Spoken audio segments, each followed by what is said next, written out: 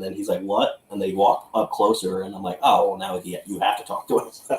So then he bought a bunch of our comics, and I was like, oh, you want the horror one? He's like, no, I want the Mittens one too. I was like, oh, okay.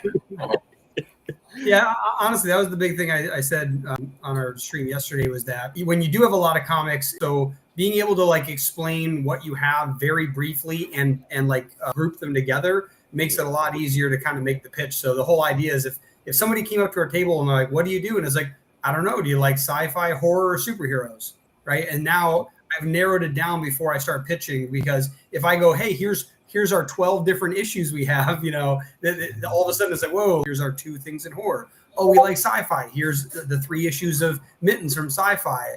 Oh, I like superhero. Here's our 3 comics and superheroes. So it keeps it very limited without making it so difficult. And honestly, it also, because we have a variety of genres, it actually opens the door to more sales, because the likelihood they don't like something we make is limited, because if they don't like sci-fi but they like horror, we can get them. Where if you're only a sci-fi table, that's all you're selling. Now this red area of your table, is it behind a beaded curtain that you have to?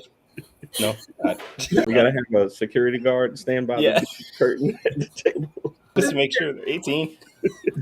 Well, you're talking about like because of the different ages for the comics, you mean? No, because like most of our comics, like there's nothing, like we don't have any I would say we don't have any rated R, except for maybe one of the horror comics has a little gruesomeness to it.